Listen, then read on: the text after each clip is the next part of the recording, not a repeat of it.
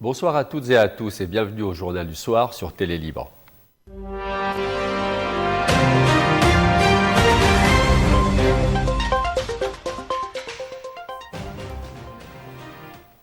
La décision du gouvernement d'augmenter certaines taxes pour financer les salaires du secteur public suscite un tollé. Entre critiques politiques, inquiétudes économiques et colère populaire, la mesure ravive les tensions sociales avec des manifestations et des coupures de route dans plusieurs régions. Au lendemain de la décision du Conseil des ministres d'augmenter certaines taxes, notamment sur la TVA et les carburants, la réaction se multiplie au Liban. De Beyrouth à la Bekaa et jusqu'à Akkar, des manifestants ont occupé plusieurs routes pour protester contre la hausse du prix de l'essence, dénonçant un nouveau coup porté au pouvoir d'achat déjà fragilisé des Libanais. Dans la rue comme sur les réseaux sociaux, de nombreux citoyens estiment que la décision fait porter le poids de la crise sur la population alors que l'inflation continue d'éroder les revenus et que le coût de la vie ne cesse d'augmenter. Si l'amélioration des salaires dans la fonction publique est globalement soutenue, syndicats et représentants des employés rejettent le principe de financer ces hausses par des taxes à la consommation, appelant à des solutions alternatives basées sur la lutte contre le gaspillage, l'évasion fiscale et une réforme équitable des finances publiques. Plusieurs formations politiques ont également dénoncé une mesure jugée injuste et inflationniste, estimant qu'elle ne constitue pas une solution durable à la crise financière. Du côté des acteurs économiques, les inquiétudes portent sur un possible ralentissement de l'activité et une pression supplémentaire sur les entreprises déjà affaiblies par des années de crise. Face aux critiques, des responsables gouvernementaux défendent une décision nécessaire pour assurer le fonctionnement des services publics et éviter leur paralysie. Mais dans un climat de défiance généralisée envers les institutions, la hausse des taxes apparaît pour beaucoup comme un nouveau test pour la capacité des autorités à concilier urgence sociale, stabilité économique et justice fiscale. Pourquoi est-il plus simple d'accorder la nationalité libanaise à Gianni Infantino que de la transmettre aux enfants de mère libanaise? Hier, le président de la FIFA a finalisé à Beyrouth une naturalisation validée sous Joseph Aoun. Une décision conforme à la Constitution, mais qui ravive un débat explosif sur la discrimination et l'égalité des droits. Reportage Joël Sfer. Dans un pays épuisé par les crises, la nationalité libanaise se retrouve aujourd'hui au cœur d'un débat politique et juridique. Alors que des milliers de Libanaises mariées à des étrangers attendent depuis des années de pouvoir transmettre leur nationalité à leurs enfants, un décret présidentiel a accordé la nationalité à Gianni Infantino, président de la FIFA, lors d'une visite officielle à Beyrouth. Le décret a été signé sous la présidence de Joseph Aoun, qui dispose, avec le gouvernement, du pouvoir constitutionnel de naturalisation. La réglementation de la nationalité libanaise sera fixée par un arrêté du haut-commissaire numéro 19S de janvier 1925. Figurez-vous, elle est toujours en vigueur depuis. Vous savez qu'il y a plusieurs régimes d'acquisition de la nationalité, ou bien on l'acquiert par le lien de filiation, c'est le ius sanguinis, le lien de sang. Ça a un rôle privilégié au Liban. On a adopté aussi le deuxième critère qui est l'acquisition de la nationalité par le lien du territoire, le ius solis. Mais il s'agit là, ça rentre dans le domaine de l'exception. Troisième possibilité pour acquérir la nationalité, c'est à travers la naturalisation par un décret pris par le chef de l'État sur proposition du ministre de l'Intérieur et des municipalités et naturellement il sera aussi signé par le président du Conseil des ministres qui contresigne tous les décrets émanant, promulgués par le chef de l'État.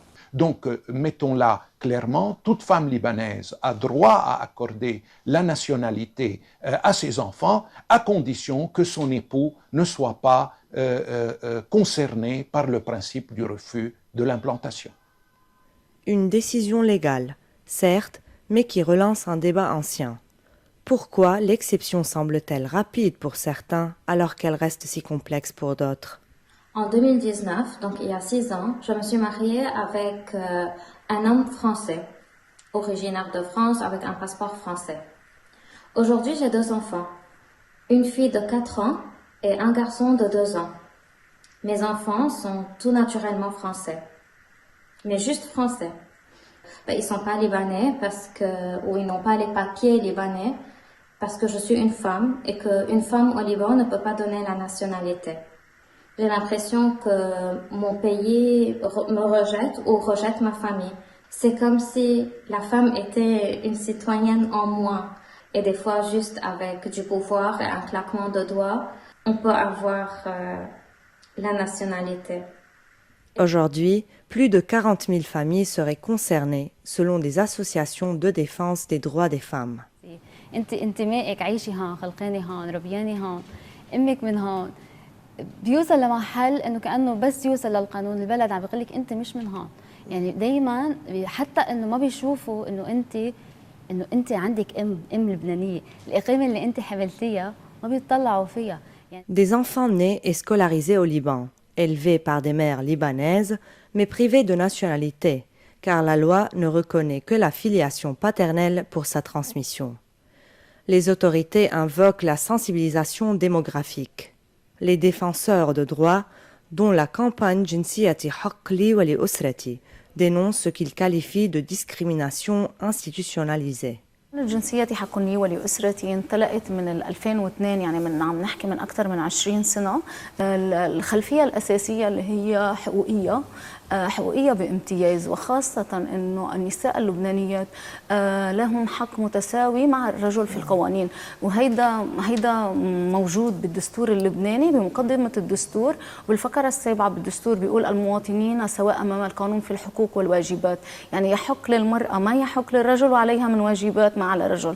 شو اللي عم يمنع العديد ما في إرادة سياسية لتعديل هذا القانون بالرغم من أنه أكثر من مرة شفنا سياسيين وقدمنا مشاريع قوانين يا اما عم بتكون بالادراج يا اما ما عم بتنحط على جدول الاعمال وفي حجج بنعتبرها واهيه ان كان حجج توازن ديموغرافي طائفيه حجج بتمس بمبدا المساواه بين النساء والرجال. فانا لما احرم شخص من اللي يقدر يكون يحمل الجنسيه فعم بحرمه من الوصول لكافه الحقوق يعني عم نحكي الاستشفاء الصحه التعليم مزاوله المهن والكثير من الانتهاكات اللي عم يتعرض لها بشكل يومي. النساء اللبنانيات بشكل يومي عندهم معاناة تسوية الأوراق وتسوية المعاملات لأولادهم بما لا يتماشى مع فكرة أنه هي مواطنة لبنانية مثل المواطن اللبناني.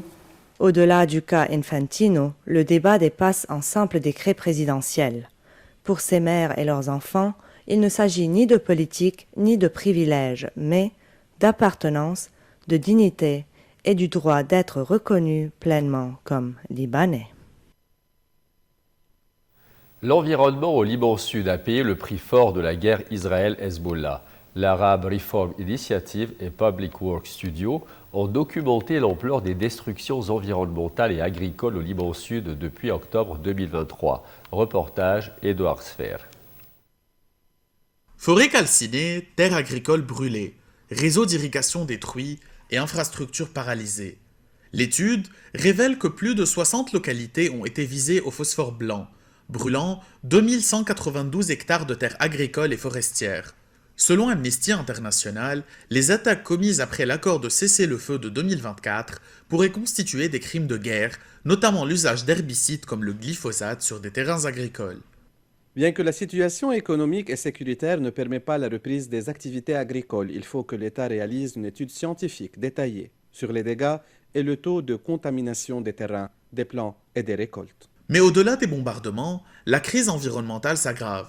Moins de 5% des décombres générés par la guerre ont été recyclés. Le reste est jeté de manière anarchique, sans mesure de sécurité, alors que ces gravats contiennent des substances dangereuses comme l'amiante. Les infrastructures de gestion des déchets et des eaux usées sont aujourd'hui paralysées, laissant s'écouler les déchets insalubres dans la nature. Cas emblématique, la ville frontalière de Kfar Kela. Nous avons fait une recherche et un rapport assez compréhensif sur l'écocide qui se passe et qui continue à se dérouler dans les villages au sud du Liban, surtout les frontaliers au sud du Liban, avec plus spécifiquement Kfar Kela qui est un des villages qui a le plus été affecté et impacté par la guerre qui s'est passée et qui continue d'ailleurs à avoir lieu au sud du Liban. Pourquoi écocide et pourquoi on parle d'aujourd'hui d'écocide? Parce qu'il y a une attaque continue contre les agriculteurs et contre tous les villages, enfin contre tous les villages du Sud, spécifiquement contre la biodiversité, l'eau, l'environnement. Des ateliers participatifs ont rassemblé habitants, agriculteurs, activistes et chercheurs pour dresser un état des lieux scientifique de ce que les auteurs qualifient d'écocide. En l'absence de l'État, des initiatives privées ont pris en charge l'analyse des sols pour mesurer l'ampleur des dégâts.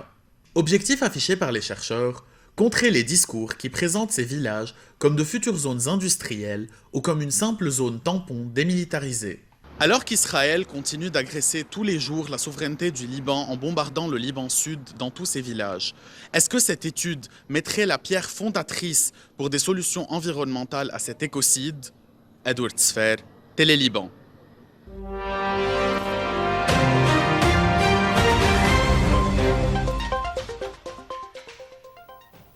En Cisjordanie cette fois, la crise budgétaire frappe de plein fouet le système éducatif et menace l'avenir de toute une génération. Faute de moyens, les écoles publiques ne fonctionnent plus que 3 jours par semaine, tandis que les enseignants ne perçoivent qu'une partie de leur salaire. À Naplouse, en Cisjordanie occupée, Ahmad et Mohamed devraient être en classe. Mais ce matin encore, les 2 jumeaux de 10 ans restent à la maison. Faute d'argent, les écoles publiques n'ouvrent désormais que 3 jours sur 5. Comme eux, près de 630 000 élèves subissent les conséquences d'une crise budgétaire qui frappe durement l'autorité palestinienne. Les enseignants ne reçoivent plus que 60% de leur salaire et les établissements ne fonctionnent plus qu'à 60% du temps normal. À l'origine de cette situation, notamment le refus d'Israël de reverser les taxes douanières collectées pour le compte de l'autorité palestinienne depuis le début de la guerre à Gaza en octobre 2023. Pour les familles, l'inquiétude grandit. Sans scolarité complète, certains parents craignent que leurs enfants voient leur chance d'accéder à l'université compromise. Beaucoup d'élèves tentent de suivre des cours privés, mais ces solutions restent coûteuses et inaccessibles pour de nombreuses familles. Les enseignants observent déjà les conséquences. Baisse du niveau scolaire, difficultés en lecture et en écriture chez les plus jeunes, manque de concentration et perte de discipline. Certains professeurs ont même quitté leur métier faute de revenus suffisants. Dans les écoles de l'ONU, la situation est qualifiée d'urgence systémique. Les niveaux en arabe et en mathématiques ont chuté, affectés par la crise financière, les incursions militaires et les traumatismes liés au conflit. Dans le nord de la Cisjordanie, des milliers d'élèves ont perdu une grande partie de leur temps scolaire en raison des déplacements de population et des opérations militaires. Face à cette accumulation de crises, enseignants et parents redoutent un apprentissage perdu pour toute une génération dont l'avenir semble de plus en plus incertain.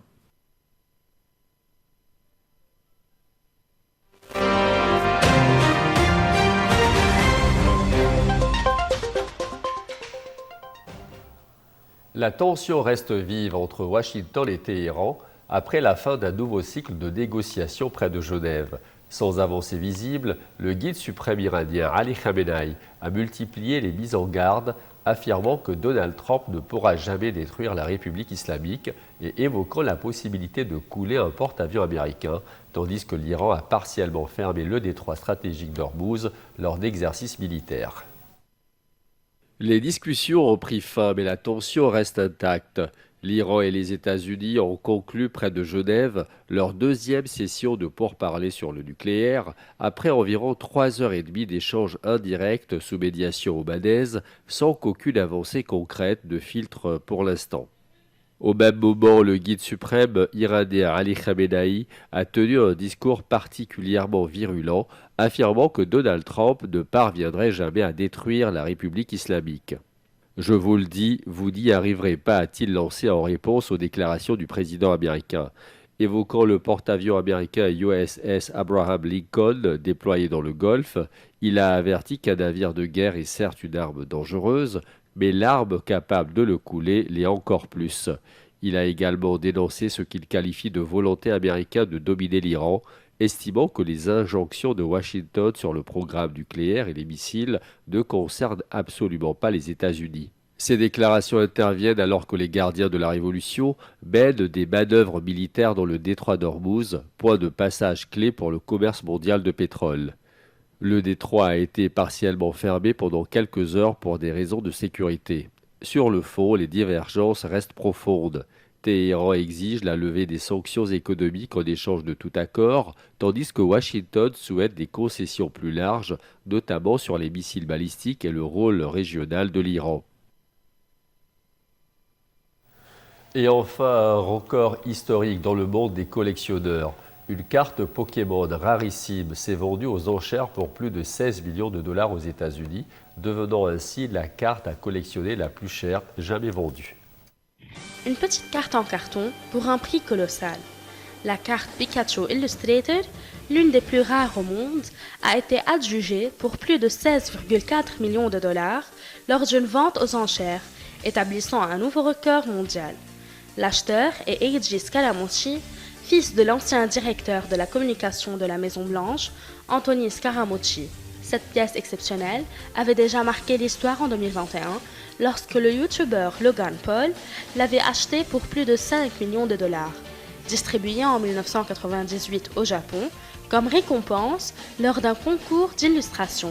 Elle est particulièrement recherchée en raison de sa rareté et du fait qu'elle a été dessinée par la créatrice du célèbre Pokémon jaune. Certifiée en état quasi parfait, la carte confirme l'engouement mondial pour les objets de collection liés à la culture pop, dont les prix ne cessent de grimper. Voilà, c'est la fin de ce journal. Merci à vous de votre fidélité. Excellente fin de soirée et à très bientôt.